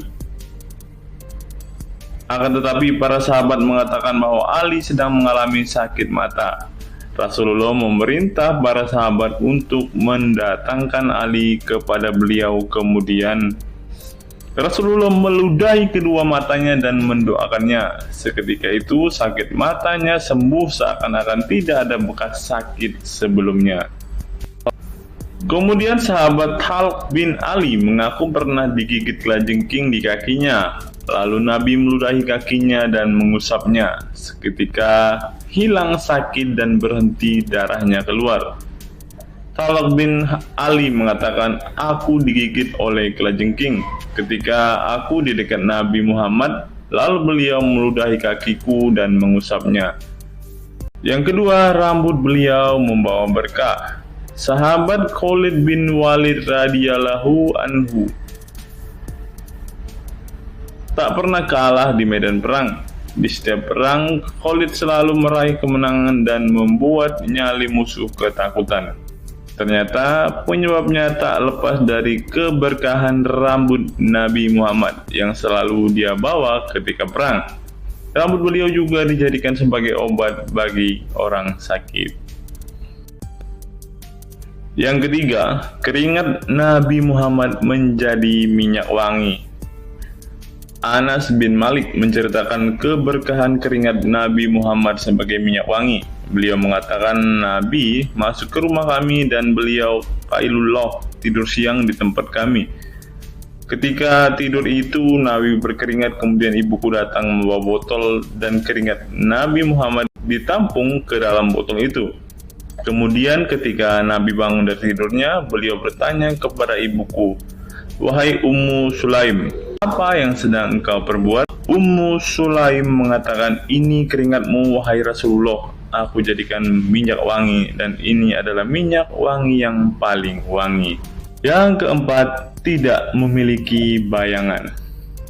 Asyadid Muhammad bin Alawi Al-Maliki dalam kitabnya Mafahim Yazid Antus Hahaha menyebut di antara kekhususan Nabi Muhammad adalah tidak memiliki bayangan. Karena memang beliau adalah cahaya dan cahaya tidak pernah memiliki bayangan. Nabi tidak memiliki bayangan meskipun ada sinar matahari. Ini didukung oleh doa Nabi yang meminta kepada Allah untuk dijadikan sebagai cahaya. Hal ini disebutkan oleh Imam Muslim dalam hadis yang menjelaskan tentang bacaan Nabi dalam doa sujudnya. Ya Allah, jadikanlah di dalam hatiku cahaya, di pendengaranku cahaya, dalam penglihatanku cahaya, di sebelah kananku cahaya, di sebelah kiriku juga cahaya, di depanku cahaya, dan di belakangku cahaya, serta di atasku cahaya, juga di bawahku cahaya, dan jadikanlah untukku cahaya. Dalam riwayat lain juga disebutkan, jadikanlah aku cahaya. Yang kelima, tidak pernah menguap. Dalam kitab Al-Qashais Al-Kubra, Imam Asyuyuti menyebutkan riwayat Nabi Muhammad yang sepanjang hayat tidak pernah menguap. Ditakris oleh Imam Al-Bukhari dalam kitabnya Al-Tariq dan juga Ibnu Abi Saibah dalam Musannafnya, dan dari Isa Ibnu Sa'ad dari Yazid bin Al-Asham, beliau berkata bahwa Nabi Muhammad tidak pernah menguap sama sekali. Yang keenam, hati beliau tidak pernah tidur. Keistimewaan lainnya adalah kedua mata beliau tertidur, namun tidak demikian dengan hati beliau. Suatu waktu Nabi Muhammad pernah ditanya oleh istrinya Sayyidah Aisyah tentang tidurnya selepas sholat witir. "Wahai Rasulullah, apakah engkau tidur setelah sholat witir?" Beliau menjawab, "Betul Aisyah, sesungguhnya mataku tertidur dan tetapi hatiku tidak pernah tidur." Ini sejalan dengan apa yang disebutkan beliau bahwa para nabi tidaklah tidur kecuali hanya mata mereka saja yang terpejam. Hati mereka tidak pernah tidur dari berzikir kepada Allah Ta'ala. Dan begitu juga para nabi tidur hanya matanya saja, sedangkan hatinya tidak pernah tidur. Yang ketujuh, jubah beliau sembuhkan orang sakit. Asma bintu Abu Bakar radhiyallahu anhu bertaburuk dengan jubah Nabi. Dari Abdullah bin Kaisan berkata, "Diperlihatkan kepadaku sebuah jubah tayalisah dari Kisra dan kerahnya berbahan dibaj. Juga kedua sisinya dijahit dengan dibaj." Asma berkata kepada budaknya, "Wahai Abdullah, jubah ini dahulu ada pada Aisyah hingga ia wafat. Setelah Aisyah wafat, aku pun mengambilnya. Dulu Rasulullah sering memakai jubah ini. Kami pun biasa mencuci jubah ini dengan air untuk menyembuhkan orang yang sakit." Kedelapan, darah bekam Nabi diminum sahabat. Darah Rasulullah benar-benar barokah. Sahabat Abdullah bin Zubair radhiyallahu anhu pernah meminum darah Nabi. Diceritakan Abdullah datang kepada Rasulullah ketika beliau sedang berbekam. Setelah Rasulullah selesai, maka beliau memberikan darah berbekam itu sambil berkata, "Pergilah dan sembunyikan darah ini dari manusia." Maka aku pergi dan meminum darah itu. Selepas itu aku mendatangi Rasulullah kembali. Lalu Rasulullah bertanya, "Apa yang kamu lakukan?" Abdullah menjawab, "Aku sudah sembunyikan darah itu di tempat yang tidak boleh dilihat oleh manusia." Baginda Nabi berkata lagi, "Jangan-jangan kamu telah meminumnya?" Beliau menjawab, "Ya, aku telah meminumnya, wahai Rasulullah." Setelah meminum darah itu, Nabi Muhammad berkata kepada Abdullah, "Sungguh engkau telah menjaga dirimu dari api neraka." Yang ke-9, tidak pernah ihtilam atau dalam tanda kurung mimpi basah. Ihtilam adalah keluarnya air mani karena sebab mimpi atau fantasi. Di Indonesia sering disebut dengan mimpi basah. Dan itu tidak pernah terjadi pada Nabi Muhammad. Dalam kitab hadis Al-Mu'jam Al-Kabir, Imam At-Tabarani mengeluarkan sebuah riwayat dari Ibnu Abbas bahwasannya Nabi Muhammad tidak pernah ihtilam atau mimpi basah. Yang ke-10 yang terakhir, teman-teman, dapat melihat dan mendengarkan ringkihan langit. Dari sahabat Abu Jar, Nabi Muhammad bersabda, "Sesungguhnya aku melihat apa yang kalian tidak lihat, dan aku mendengar apa yang kalian tidak dengar, ringkihan langit. Dan memang pantas langit bersuara ringkih, karena di setiap jarak 4 jari di langit ada malaikat yang menaruh keningnya dan sujud kepada Allah. Demi Allah, seandainya kalian mengetahui apa yang aku ketahui, kalian akan sedikit tertawa dan banyak menangis." Keistimewaan lain dari Nabi Muhammad disebutkan ketika beliau buang air tidak ada bekasnya sama sekali. Dalam kata lain, semua kotoran beliau ditelan bumi, tak sedikit pun yang tertinggal. Beliau juga mampu melihat ke belakang dengan jelas sebagaimana beliau melihat ke depan. Itulah ke-10 keistimewaan Nabi Muhammad yang juga menjadi bukti kenabian beliau.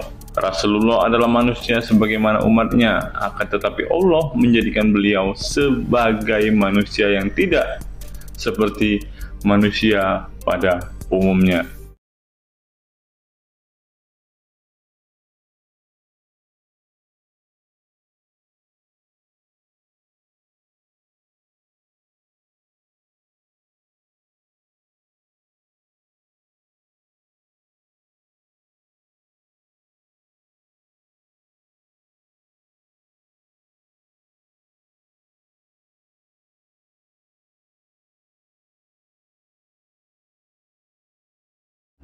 Hari ini kita akan menyimak sebuah kisah yang saya kutip dari sebuah artikel yang akan menggemparkan kita semua. Karena kisah ini berisi sebuah cerita tentang para sahabat Nabi Muhammad yang katanya masuk surga. Bagaimana mungkin para sahabat ini bisa masuk surga? Sedangkan junjungan mereka sendiri pun tidak mempunyai kepastian surga. Seperti yang diungkap Bapak Quraisy Shihab berikut ini.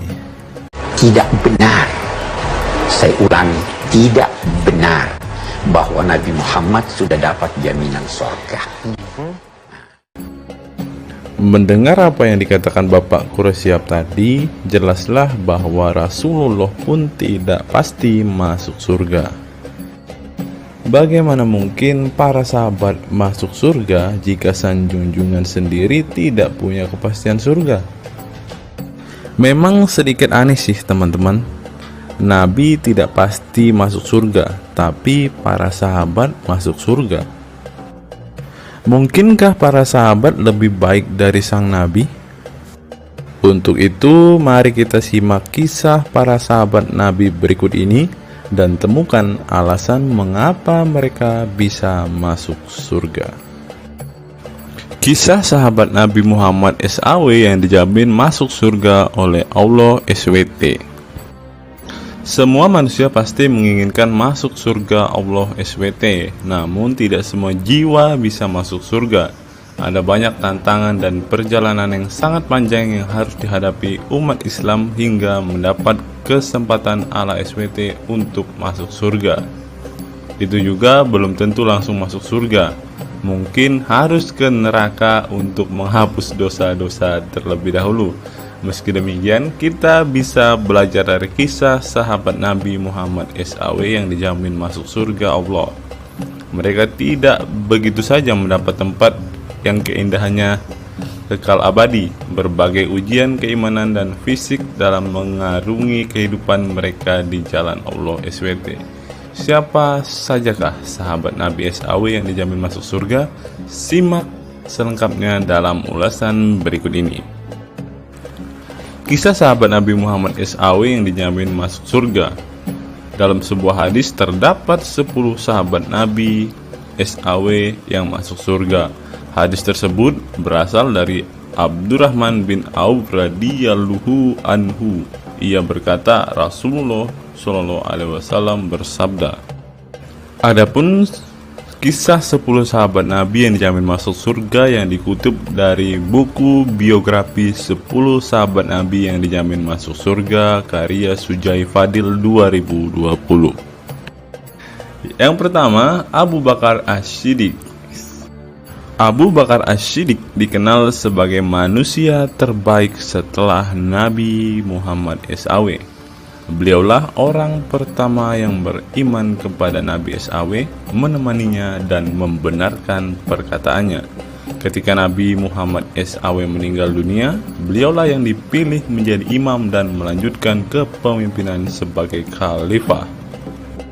Yang kedua, Umar bin Khattab. Sahabat Nabi Muhammad SAW selanjutnya yang dijamin masuk surga adalah Umar bin Khattab. Dedikasi beliau kepada agama Islam sangatlah besar. Walaupun sebelum ia memutuskan untuk beriman kepada Nabi Muhammad SAW, ia ingin membunuhnya. Setelah masuk agama Islam, Umar bin Khattab menjadi orang yang paling berani dan mendapat gelar Al-Furuq, yang memiliki arti pembeda antara yang benar dan yang salah. Yang ketiga, Utsman bin Affan. Utsman bin Affan merupakan saudagar kaya raya, namun kekayaan tersebut tidak membuatnya sombong, namun kebalikannya. Utsman menggunakan hartanya untuk zakat, sedekah, dan infak. Setelah meninggalnya Umar bin Khattab, beliau melanjutkan kepemimpinannya dan juga melanjutkan tugas untuk menyusun mushaf Al-Quran. Yang keempat, Ali bin Abi Thalib. Ali bin Abi Thalib merupakan sepupu dari Nabi Muhammad SAW, sehingga beliau banyak belajar Islam dari usianya sejak kecil. Ali bin Abi Thalib pernah ditinggal Nabi Muhammad SAW saat perang Tabuk untuk menjaga para wanita dan anak-anak. Setelah meninggalnya Utsman bin Affan, beliau meneruskan kepemimpinannya. Namun di masa kepemimpinannya banyak sekali pertentangan dan perpecahan kelompok dengan pemikiran masing-masing. Talhah bin Ubaidillah. Meski tak seterkenal para khulafaur rasyidin, namun beliau merupakan sosok pelindung bagi Nabi Muhammad dalam perang Uhud dengan menangkis anak panah dengan tangannya hingga kehilangan jari-jarinya. Selain itu, Talib bin Ubaidillah disanjung karena kebaikan hati dan sedekah beliau. Yang keenam, Zubair bin Awam. Zubair bin Awam merupakan orang pertama yang berani mencabut pedangnya di jalan Allah SWT saat ia menduga ada orang musyrik yang sewenang-wenang kepada Nabi Muhammad SWT. Perjuangannya untuk masuk ke Islam tidaklah mudah. Beliau sempat disiksa oleh pamannya sendiri agar tidak mengikut Nabi Muhammad SAW. Yang ketujuh, Abdurrahman bin Auf. Abdurrahman bin Auf merupakan seorang saudagar yang kaya raya. Walaupun seorang yang berlimpah harta, beliau banyak menggunakan hartanya untuk kaum muslimin. Ketika mendengar bahwa dirinya akan masuk surga, Abdurrahman bin Auf khawatir apakah layak masuk surga dan merasa dirinya bukanlah siapa-siapa. Yang kedelapan, Sa'ad bin Abi Waqqas. Sa'ad bin Abi Waqqas merupakan paman Nabi Muhammad SAW dari ibunya. Ketika mendengar Islam di Mekah, Sa'ad langsung menghampiri Nabi Muhammad SAW untuk beriman kepada Allah SWT dan Rasulnya. Sa'ad bin Abi Waqqas merupakan orang pertama yang meletakkan anak panah di jalan Allah SWT. Beliau juga dipilih menjadi komandan perang Qadisiyah dan diangkat menjadi gubernur Kufah di masa kepemimpinan Utsman bin Affan. Yang kesembilan, Sa'id bin Zaid.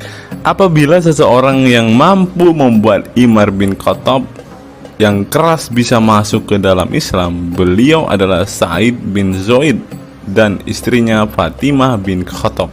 Beliau mengadakan pertemuan di Darul Arqam dan sebelumnya menyampaikan dakwah di dalamnya. Sa'id bin Zaid tidak pernah absen dari peristiwa penting dan peperangan bersama Nabi Muhammad SAW kecuali di perang Badar. Yang ke-10, Abu Ubaidah bin Zarah. Abu Ubaidah bin Zarah merupakan seorang sahabat Nabi Muhammad yang lemah lembut namun cekatan. Beliau termasuk salah satu generasi pertama yang masuk Islam. Ketika perang Uhud, 2 gigi depannya copot, malah tampilan dirinya makin bagus. Giginya ompong dikarenakan ia mencabut 2 rantai yang masuk melalui lubang kancing topi besi di wajah Nabi Muhammad SAW karena terkena tebasan. Dari 10 kisah tadi, semua sahabat Nabi itu terkenal dengan perbuatan baiknya. Apakah standar umat muslim masuk surga adalah dengan berbuat baik? Perbuatan baik tentu tidak dapat menyelamatkan. Seorang ustadz pernah berkata seperti ini. Mengantarkan kita masuk ke surga itu bukan amal perbuatan kita. Kita semua masuk ke dalam surga Allah kelak itu lantaran mendapat anugerah dari Allah dan mendapat rahmat dari Allah. Jadi bukan karena amal ibadah kita. Apa tanggapan teman-teman setelah menyimak kisah ini?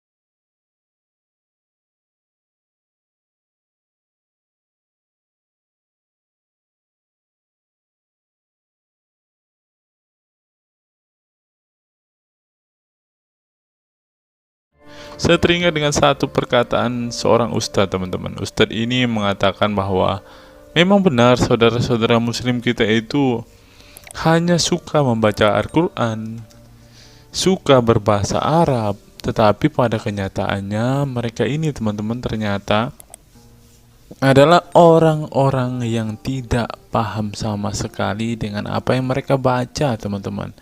Dan akhirnya Ustadz ini mengatakan bahwa saudara-saudara muslim kita ini seperti keledai, teman-teman. Mari kita dengarkan apa yang disampaikan Ustadz ini. Kita bangga menghafal Al-Quran tapi tidak memahami Al-Quran. Senang mengulang berbahasa Arab tapi tidak mengerti bahasa Arab. Suka membaca Al-Quran tapi tidak memahami maknanya. Akhirnya apa? Menjadi keledai di Indonesia. Tidak sampai di situ saja, teman-teman. Menurut NU Online, seperti yang disampaikan oleh Gus Baha, ingin umat Islam banyak baca Al-Quran meski tak paham maknanya. Teman-teman bisa baca sendiri ya judul artikel ini. Artikel ini mengatakan seorang Gus ingin umatnya itu semua umatnya dia ingin bahwa mereka harus mau dan rajin membaca Al-Quran, teman-teman. Walaupun ya pada kenyataannya apa yang mereka baca mereka tidak ketahui. Apa yang mereka baca mereka tidak tahu maknanya, teman-teman. Mari kita dengarkan dan lihat apa isi dari artikel yang diransir oleh NU Online ini, teman-teman. Jakarta NU Online. Rais Syuriah Pengurus Besar Nahdlatul Ulama PBNU Kiai Haji Ahmad Bahaudin Nur Salim yang biasa dikenal dengan Gus Baha mengingatkan umat muslim atau umat Islam untuk memperbanyak membaca Al-Quran meski tidak memahami maknanya. Waduh, gak bahaya kah ini? Ustadznya mengatakan harus baca saja Al-Quran walaupun tidak paham. Wah, bisa-bisa umat Islam jadi keledai se-Indonesia nih, seperti yang dikatakan Ustadz yang barusan tadi. Karena semuanya disuruh baca, disuruh hafal, tidak peduli tahu atau tidak arti dan maknanya. Aduh, gimana ini teman-teman? Sebagai kitab suci, Al-Quran harus lebih dekat dengan umat Islam. Cara mendekatinya bisa dengan mempelajari dan memahami kandungan Al-Quran atau membacanya. Membaca Al-Quran lebih bernilai ibadah, terutama di bulan suci Ramadan. Saya paling sangat ingin di Ramadan ini banyak membaca Al-Quran, baik membaca secara qiraatan saja atau lebih jelasnya. Sebagaimana dikutip NU Online dari akun YouTube Santri Gayeng. Menurut Gus Baha, membaca Al-Quran tidak harus menunggu paham arti dan tafsirnya. Sebab membaca Al-Quran dari huruf ke huruf sudah bernilai ibadah. Meskipun seorang yang membacanya itu tidak paham arti dan maknanya. Terlebih ketika membaca dan kemudian menjadikan isi Al-Quran sebagai bimbingan hidup. Gus Baha mencoba melogikakan orang yang membaca Al-Quran tetapi tidak memahami maknanya. Ia menjelaskan ketika seseorang membaca Al-Quran dan tidak paham maknanya, maka seseorang itu hanya menyibukkan diri dengan kalamullah. Hal ini menurut Gus Baha sesuatu yang baik. Tetapi Ustadz yang tadi mengatakan kalau hanya bisa membaca tetapi tidak ngerti maknanya, mereka sama dengan keledai di Indonesia. Nah, sekarang umat muslim bingung nih harus ngikutin yang mana, mau jadi keledai atau hanya menjadi pembaca tetapi tidak tahu apa-apa nih. Lanjut teman-teman. Efek dari kesibukan dengan kalamullah itu pasti tidak melakukan maksiat. Tetapi kalau kita melihat ya, kalau ada satu contoh kasus yang terjadi di pesantren kemarin kan teman-teman, di artikel yang kita baca sebelumnya, bahwa kejadian atau hal yang bersangkut paut dengan maksiat ini terjadi di dalam pondok pesantren teman-teman. Bagaimana ini Gus Baha? Kalau Anda mengatakan bahwa ketika orang sibuk dengan membaca Al-Quran dengan kesibukan membaca kalamullah dan bisa terhindar dari melakukan hal-hal maksiat, tapi kok di pondok pesantren malah terjadi maksiat nih Gus Baha, bagaimana ini? Lanjut, saya beri contoh, meskipun membaca saja dan tidak paham artinya itu tetap baik. Ada orang yang semalaman itu duduk bersama keluarga, ngobrol ringan tentang masa lalu, cerita lucunya atau lucunya anaknya. Pada malam itu ditulis oleh malaikat bahwa keluarga ini tidak maksiat, tidak dugem, tidak narkoba, dan tidak ke tempat maksiat, jelasnya. Gus Baha mengatakan keberkahan dari seorang muslim atau muslimah menyibukkan diri bercengkrama bersama keluarga, asik guyon dengan teman dan tetangga adalah tidak melakukan maksiat dan tidak macam-macam, apalagi jika saat itu membaca Al-Quran. Hal ini sesuai dengan kajian ilmu usul fikih yang dipelajari Gus Baha dari Al-Makfurlah Kiai Haji Maimun Zubair. Ia menegaskan bahwa di antara kebaikan agama Islam adalah meninggalkan itu adalah pekerjaan yang tidak butuh modal. Gus Baha menjelaskan, apabila seseorang ingin mendapat pahala sholat maka harus sholat.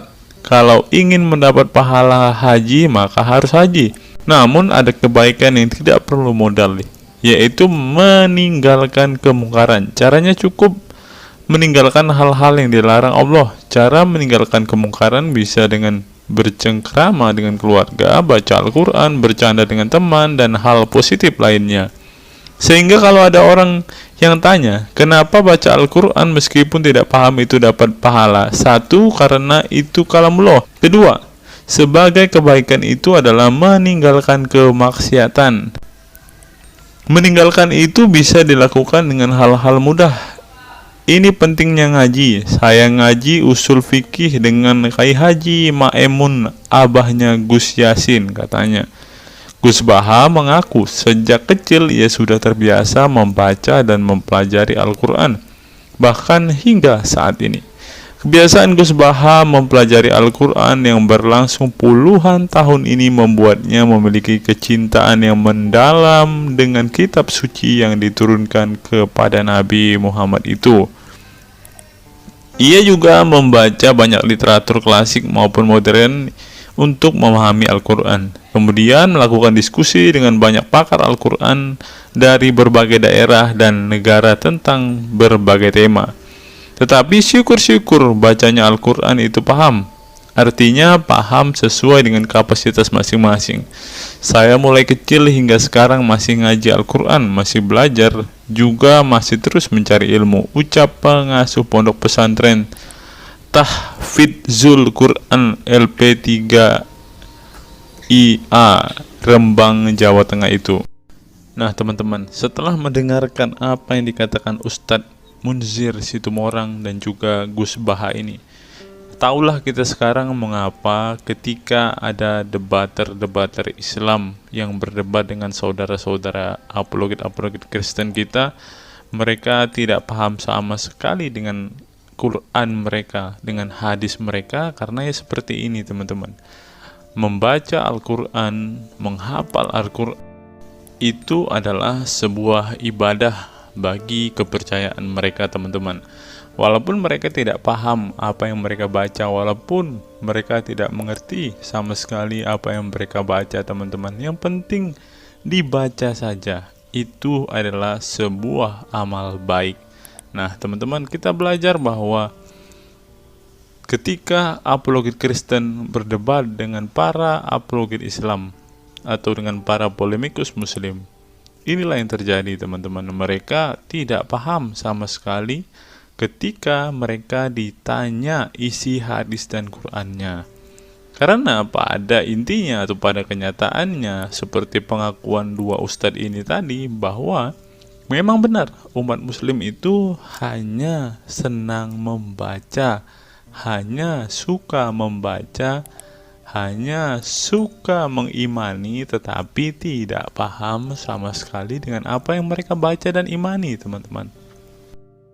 Sebagai contoh teman-teman, kita kalau melihat perdebatan antara Gurunda Zuma dengan apologet Kristen ya, ketika Zuma ditanyakan ayat-ayat Al-Quran atau hadis-hadisnya, Zuma pasti tidak pernah menjelaskan ayat dan hadis itu teman-teman. Alasannya ya kita tahu ya, sekarang ternyata memang Zuma pun ternyata hanya hafal, hanya suka membaca, tetapi tidak paham dan tidak mengerti sama sekali dengan apa yang mereka baca dan hafalkan teman-teman. Ya, jadi kita bisa ambil kesimpulan bahwa orang-orang model seperti ini sama seperti keledai di Indonesia, seperti yang diungkapkan oleh Ustadz Munzir Situmorang tadi teman-teman.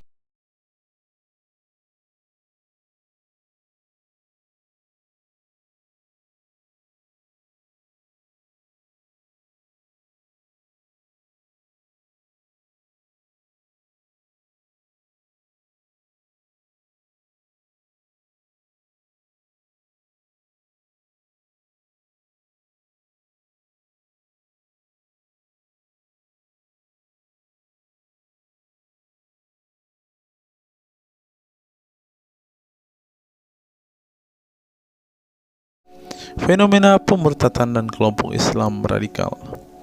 Sejumlah sarjana Islam mengemukakan hukuman seorang murtad adalah hak prerogatif Tuhan, bukan wewenang manusia.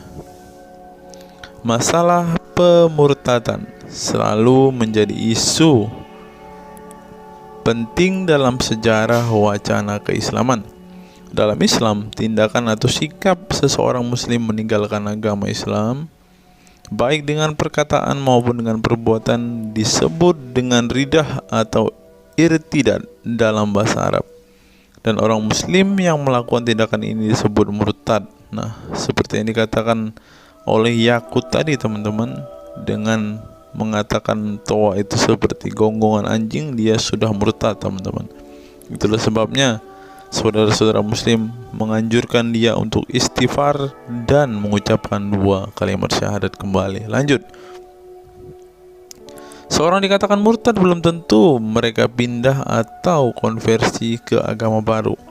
Bisa juga mereka kemudian memilih untuk tidak beragama, menjadi sekuler, ateis, agnostik, dan lain sebagainya. Masalah pemurtadan ini bukan hanya diskursus dan fenomena eksklusif dalam Islam saja, tetapi juga dalam agama-agama lain. Ya, ada banyak pendapat di kalangan sarjana muslim tentang status ridah dan bagaimana seharusnya memperlakukan seorang murtad. Ada yang berpendapat ridah adalah masalah kepolitikan, bukan masalah teologi keagamaan, sehingga orang yang keluar dari Islam murtad tidak perlu dikenai hukuman apapun, termasuk hukuman pembunuhan. Karena itu akan bertentangan dengan doktrin Islam dan Al-Quran yang menggaransi kebebasan bagi seseorang untuk beriman dan beragama atau tidak beriman dan tidak beragama. Bagi mereka, sejarah hukuman pembunuhan bagi orang-orang yang keluar dari Islam lebih mengacu pada fenomena dan alasan sosial politik belaka. Dengan kata lain, kata murtad bagi mereka mengacu pada pengertian pembangkangan politik ketimbang pemberontakan teologis. Tak ada konsensus mengenainya. Tetapi ada pula yang berargumen bahwa masalah pemurtadan adalah masalah teologi keagamaan, sehingga orang yang mendeklarasikan diri keluar dari Islam harus dihukum bunuh seperti yang dipraktikkan oleh generasi Islam pasca wafatnya Nabi Muhammad. Menariknya, sejumlah sarjana Islam terkemuka, baik klasik maupun kontemporer, baik Sunni maupun Syiah, sebut saja seperti Muhammad bin Ahmad al-Saraki, Abu al-Walid al-Baji, Ibrahim al-Naqi, Ibnu al-Human, Buharuddin al-Mahinani hingga Ali Goma, Husin Ali Mutazir, Zafed Ahmad Gamidi, dan Torik Ramadan menyatakan tidak ada konsensus dari para ulama tentang hukuman bunuh bagi seorang murtad. Mereka juga menegaskan bahwa hukuman seorang murtad adalah hak prerogatif Tuhan, bukan wewenang manusia. Nah, sekarang kalau kita melihat, ada seorang ustadz mengatakan, siapa namanya itu, Abdul Somad, bilang bagi yang murtad darahnya halal. Nah, gimana ya dengan Abdul Somad ini teman-teman? Dia sudah tidak menghidupi apa yang diajarkan oleh pendahulu-pendahulunya teman-teman. Lanjut, masalah sejarah dan fenomena pemurtadan dalam Islam ini dengan baik dikupas oleh Abdullah Said dalam Freedom of Religion, Apostasy and Islam, atau Taha Jabir Al-Wani dalam Apostasy in Islam, A Historical and Scriptural Analysis. Tulisanku ini tak bermaksud membahas secara lebih dalam dan detail tentang pemurtadan ini, tetapi ingin menyajikan sejumlah fenomena pemurtadan di kalangan masyarakat Islam kontemporer, di mana banyak orang-orang yang memilih keluar dari Islam bukan lantaran menghadapi peliknya masalah teologi keislaman misalnya, melainkan dikarenakan telah muak menyaksikan perilaku Islam itu sendiri, khususnya kalangan muslim ekstremis. Nah, ini juga yang buat saudara-saudara kita muslim murtad teman-teman. Nggak tahu ya Abdul Somad termasuk orang yang Islam atau muslim yang ekstremis atau enggak ya, karena dia bilang siapa yang murtad darahnya halal. Bisa jadi Somad salah satu Islam ekstremis. Berikutnya, faktor trauma. Bagi kelompok Islam militan konservatif, pemurtadan adalah tindakan haram dan kaum murtad harus dibunuh. Tetapi mereka tidak menyadari bahwa banyak kaum Islam yang memilih menjadi murtad justru karena mereka trauma dengan perilaku brutal kelompok radikal Islam itu sendiri. Lihat misalnya penuturan sejumlah mantan muslim dalam buku Living Islam, Apostate Speak Out, yang diedit oleh Ibnu Warak, nama samaran, seorang pensiunan Islam kelahiran Rajkot, India. Dalam buku yang sangat provokatif ini, sejumlah ex-muslim bersuara keras memberi kesaksian tentang kebobrokan perilaku kelompok muslim radikal di negara-negara yang mayoritas berpenduduk muslim seperti Pakistan, Bangladesh, Aljazair, Iran, Afghanistan, dan lain sebagainya. Para penulis buku ini sebelumnya merupakan para sarjana aktivis muslim yang taat saleh sampai akhirnya mereka menyaksikan momen-momen mengerikan dalam hidup mereka hingga akhirnya mereka menyatakan goodbye pada Islam. Lihat teman-teman, mereka ini adalah saksi keekstriman Islam, teman-teman. Kini mereka memilih menjadi Kristen, agnostik, ateis, humanis, sekularis, free thinker, dan lain sebagainya. Setelah mendeklarasikan dari emoh pada Islam, mereka kemudian pada umumnya memilih tinggal di Barat, khususnya Amerika Serikat, Kanada, Eropa Barat, dan Australia. Karena kalau mereka tinggal di Arab ya pasti dipenggal, teman-teman. Sebagai suaka baru mereka dengan pertimbangan satu, masalah ketidakamanan jika mereka tinggal di negara asal mereka sebab seorang yang pindah agama dihukumi murtad dan mereka itu bisa dibunuh. Nah, benar apa yang saya katakan tadi kan, teman-teman. Yang kedua, lantaran di Barat ada jaminan soal kebebasan beragama. Nah, kalau di negara asal mereka hanya satu agama, teman-teman. Kalau mau meluk agama lain ya siap-siap dipenggal karena darahnya halal. Inilah ajaran Islam yang asli. Berikutnya, buku yang ditulis oleh kaum murtad ini penting untuk disimak sebagai kritik tajam atas tindakan radikalisme agama yang dilakukan oleh, meminjam istilah Muhammad Said Asmani, kelompok ekstrim yang sering mendebarkan kekerasan dan kebencian dalam menyampaikan pesan-pesan keagamaan tanpa disadari bahwa perilaku sadis dan barbar mereka telah menyebabkan sebagian umat Islam frustasi dan kehilangan kepercayaan terhadap agama mereka, kemudian memilih hengkang dari Islam. Ini menunjukkan bahwa masalah pemurtadan atau proses konversi tidak semata-mata masalah teologi keagamaan, tetapi juga sosial, politik, dan ekonomi. Itulah yang dialami Ibnu Warok, Ali Sina, Anwar Saik, Faisal Muhammad, Serek Malik, Samia Libini, Abul Qasem, dan masih banyak lagi. Semula mereka adalah para pemeluk Islam saleh yang kemudian memilih keluar dari agama ini setelah mereka mengalami dan menyaksikan peristiwa tragis dalam sejarah hidup mereka. Simak misalnya penuturan Ali Sina dalam Why I Live Islam, My Passage from Faith to Enlightenment. Ali Sina yang masih keturunan Ayatollah Iran ini menuturkan pengalaman getir hidupnya menyaksikan serangkaian horor di negaranya Iran.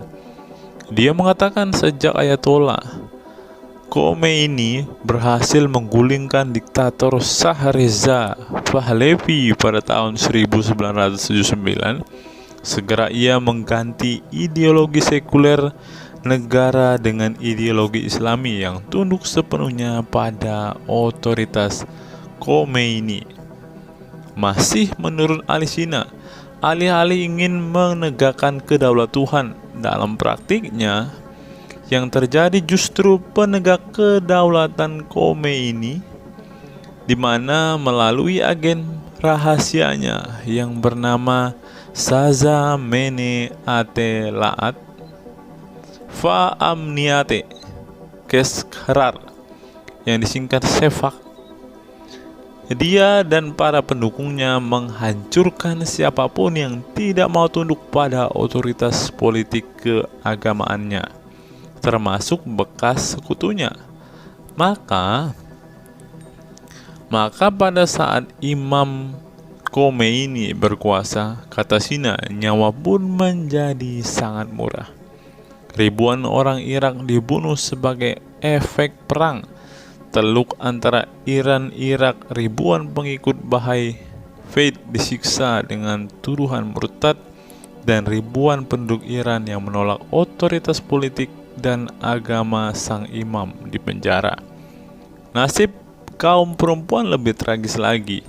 Sebelum dibunuh, mereka diperkosa oleh tentara syariat dengan alasan sebagai imbalan pembangkangan kepada sang ayatollah sekaligus tiket menuju surga. Oh, ngeri teman-teman, tiket menuju surga. Peristiwa tragis semasa rezim Khomeini ini membuat Ali Sina trauma dan kehilangan kepercayaan terhadap Islam sehingga ia memilih murtad. Sekarang ia mendirikan Faith Freedom Foundation untuk mengadvokasi orang-orang yang ingin meninggalkan Islam.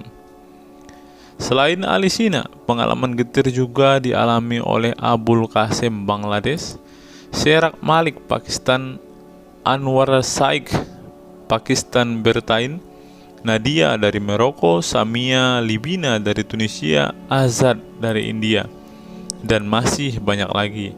Setelah mengalami dan menyaksikan sejumlah peristiwa tragis kekerasan agama yang dilakukan kaum muslim radikal di negara mereka, mereka kemudian hijrah ke iman yang baru. Memang tidak bisa dipungkiri di negara-negara berbasis Islam itu telah terjadi sejumlah peristiwa sadis yang dilakukan sekelompok rezim muslim militan dan kaum radikal agama demi ambisi politik kekuasaan mereka. Atas nama agama dan penegakan syariat Islam, mereka melakukan serangkaian teror dan kekerasan terhadap kelompok minoritas dan lawan-lawan politik agamanya. Penulis perempuan Mesir Bat Ye'or telah menunjukkan dengan baik sebagian dari sejarah gelap radikalisme kelompok militan konservatif terhadap kaum minoritas ini dalam buku The Decline of Eastern Christianity Under Islam From Jihad to Dhimmitud. Dalam buku ini, dia berpendapat bahwa konsep dhimmi, khususnya Kristen dan Yahudi yang secara literal mengacu pada definisi protected people, orang-orang yang dilindungi, dalam realitasnya justru menjadi kelompok yang diperas, dieksploitasi karena di samping dipaksa membayar pajak pada pemerintah, mereka tidak pernah menikmati hak-hak sipil sebagai warga negara. Di negara-negara berbasis syariat Islam, mereka memang menjadi warga negara kelas 2, kalau bukan malah tidak berkelas lagi. Wah. Tidak hanya non-muslim saja, kaum muslim yang kebetulan berseberangan dengan ideologi dan aliran keagamaan rezim penguasa, baik rezim Sunni maupun Syiah, juga mendapat perlakuan kejam dan diskriminatif. Sebagian dari kaum muslim yang dizolimi oleh rezim Islam ekstrem ini masih bertahan memeluk Islam. Tetapi sebagian lain lebih memilih kabur ke negeri lain dan emoh memeluk Islam lagi. Ilustrasi di atas merupakan peringatan keras sekaligus memberi pelajaran berharga bagi umat Islam. Dengarnya saudara-saudara Islam, khususnya kelompok muslim militan konservatif yang selama ini getol berdakwah dengan cara-cara kekerasan dan intoleran. Perilaku brutal dan aksi-aksi kekerasan yang mereka lakukan tidak hanya menyebabkan simpati publik terhadap kaum muslim merosot atau melorotnya tingkat kepercayaan publik terhadap Islam sebagai agama damai, toleran, pluralis, dan rahmatan lil alamin, Tetapi lebih dari itu, tindakan konyol kaum radikal agama ini telah menyebabkan pemurtadan sebagian umat Islam itu sendiri.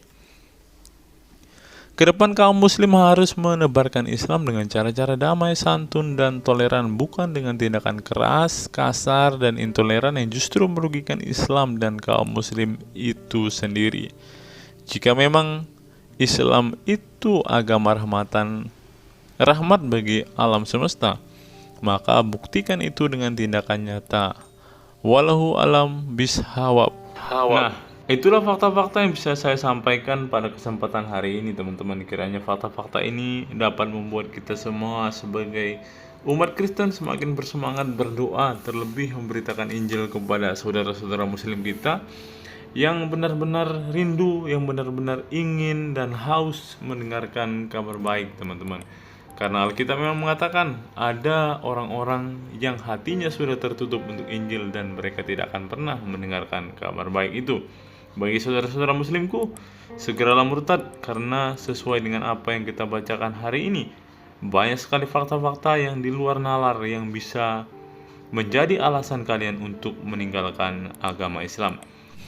Apa pendapat teman-teman setelah menyimak video ini? Silahkan tuliskan komentar waras teman-teman di kolom komentar video ini, agar banyak orang semakin waras dan semakin sadar bahwa hanya Yesuslah satu-satunya Tuhan dan Juru Selamat. Hanya Yesuslah satu-satunya yang menyediakan surga bagi setiap orang yang percaya kepadanya. Salam waras, salam sadar. Sampai bertemu di video-video kita berikutnya. God be with you all.